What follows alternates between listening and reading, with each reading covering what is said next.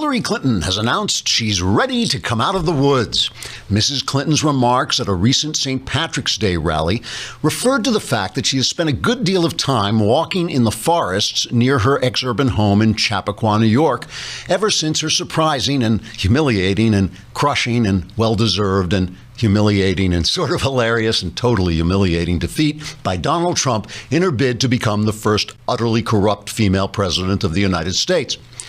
In the wake of that election, disappointed Democrats have reportedly been taking pilgrimages to Chappaqua in hopes of catching sight of the reclusive Mrs. Clinton in the woods.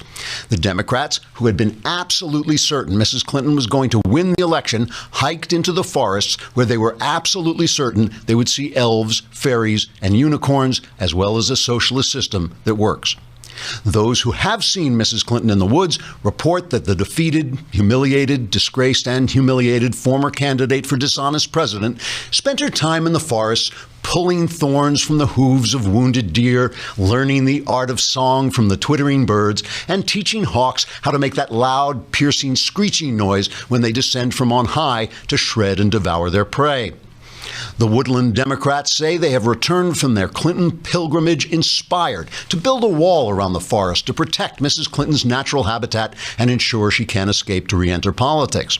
But Mrs. Clinton says she has now healed the emotional wounds she suffered during her humiliating and crushing and humiliating humiliation and also defeat, which was very humiliating.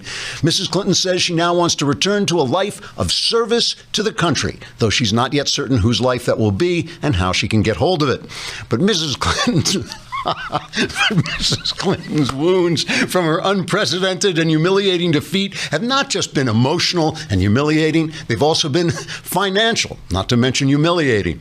Shortly after Mrs. Clinton lost her bid to become the first soulless female communist president, donations to the Clinton Foundation reportedly dried up as donors realized the humiliated candidate would no longer be able to sell her political influence for cash since she had no political influence after her humiliating defeat.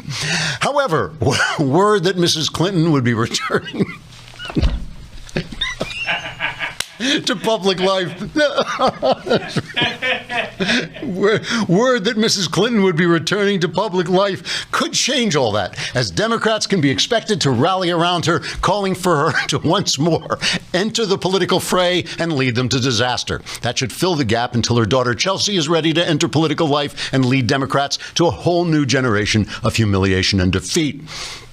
Meanwhile, back in the woods, visitors have reported seeing squirrels, deer, and raccoons gathered in forest groves to drink champagne and smoke celebratory cigars. As one chipmunk told reporters, quote, "We thought she'd never leave. That screeching hawk noise she made was absolutely hellish," unquote. Democrats have formed a committee to see if the chipmunk should run for president. Trigger warning, I'm Andrew Klavan, and this is The Andrew Klavan Show.